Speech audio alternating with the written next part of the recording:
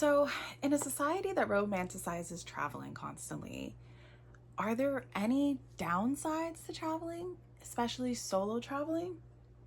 Well, maybe I'm gonna tell you because I've done it, I've lived it, and it's actually one of my preferences in life. So, sit back, relax, let's talk. It's tea time, bestie. Come on. All right, guys. So, welcome to my channel. If you're new here, I'm Carissa. Like I said, today's topic is going to be about something I actually am really passionate about. It's something that I do quite often, which is solo traveling. As a Black female, I know that can be a very scary thing to sometimes pursue. The United States is a scary place for us, let alone stepping outside, if you're talking international solo traveling. And I wanted to share with you some of the positives, the rainbows, the butterflies, the sunshine with you that I've had as a solo traveler, and also talk to you about some of the not so good things or things that are difficult or challenging in solo traveling, whether it's planning a trip or actually being there. So hang back, sit tight, relax, grab your tea, let's talk, and let's see if you connect. You totally disagree. This is my human experience. We'll see if it aligns with yours. I have never come back from a solo trip the same person I left. I have always learned more about myself, become more aware of the things I like, dislike, I want in life. I have come back and realized on certain trips, like, I can't live like this anymore because I've experienced something so differently that I know that no longer makes me happy. Or I've realized, I'm visually impaired, so not being able to drive and have independence can be, sometimes I'm like, oh, it's not a big deal until I'm in a country where I have access to that. And I'm like, okay, I understand what I need to achieve now. I need to get somewhere like here so I can feel this way always. And if solo traveling does anything for you, it will teach you about yourself. And that's always why I will encourage people to go, to try something new, to push your limits, even if you're scared. You will get to know what you really enjoy and what you don't when you solo travel. I mean, I am a people pleaser, to be very honest. If I'm on travel, like vacation with someone else, I want to make sure they're having a good time. When I'm with my daughter on vacation, I basically release any expectations I have of my own, and it becomes about her experiencing it. When I am solo traveling, there is no one driving but me, pun intended. Like, I decide what makes me happy. I decide where I want to go that night. I get to decide if I want to be social. Do I want to go to the club? Do I want to sleep in? Having that power to really control everything you do is something that maybe not a lot of us get to experience on their own day to day. And I think you might enjoy it if you are, used to group travels and constantly having to abide by an itinerary, or even if you're the opposite and you're a type A person and you love your itinerary, you don't have to drag anyone anymore, baby. You ain't got to make sure the team is up and ready by 9:30 a.m. because all the team is you. So if you want to be out there at the crack of dawn watching the sunrise, bet it's your trip. You do with it what you want. I have never come back from a solo trip without friends, or without even, like, maybe I've had one experience, but that was totally my fault as a solo traveler because I was in Mexico City and I was a little hesitant to get out on the scene. But even then, people were nice to me. But when I went to Portugal, girl, did I have a time, queen. I met so many people, and you're like, Carissa, you're solo. How did you talk?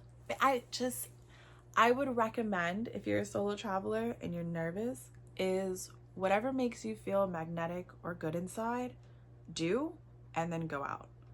If you feel confident with your makeup on and fully done up and like full face glamour, do it, babe. If you feel really good in that patchwork sweater that your grandmother made because it gives you the confidence to like spark a conversation, or it's an interesting piece that you put on, do it. Whatever makes you feel magnetic will also draw people in because they'll be interested in you. I'm not usually a person that goes to the club, but when I was in Portugal, I decided, when in Rome, I went to the club by myself and I sat there with a drink, and I can't tell you how many people came up to me and were like, "You're here by yourself? Oh my gosh, what's your name? Where are you from? Tell me about you." And I had grown men telling me how brave I was to come out by myself. And like, "Oh, I wish I could do that." You can. Like, you totally can. The best piece of advice I will give someone, and I quote this religiously, is if you wait for someone else to do it, you will never do it. And it might not be because that person doesn't love you or care about you. It might be something as simple as you have different travel plans and goals and dreams. My best friend wants to go to Trinidad and to Las Vegas. Those are not two places on my bucket list that financially align with me right now. I want to go to Italy and spend my money. I'd want to go on a cruise and spend my money. And that's okay. You can't be scared to be alone. And if you are, maybe start out slowly. Go to dinner by yourself, go to the movies by yourself, go on a 3-day cruise by yourself, something small, and then see how you feel about it. And then work up to these bigger trips and these bigger things so that you have the confidence to do a week in another country by yourself. Now, let's talk about the downsides. Some of these might really surprise you. Some of them might be something that's currently stopping you, and I hope to tell you how I've worked through them on my own. My first one is for a very particular group of people, and it's parents. There can be a lot of guilt of leaving your kids behind. Oh, I should have brought them for this trip, or maybe we should go here so we can go together. And that fear can sometimes stop you from being an individual. And I want to remind you, as a parent to a parent, as a mom to a mom, your child is happiest when you are happy. When you are fulfilled, when your cup is full, you can then give. You cannot pour from an empty cup, and please do not try. Do not run yourself on bare minimum.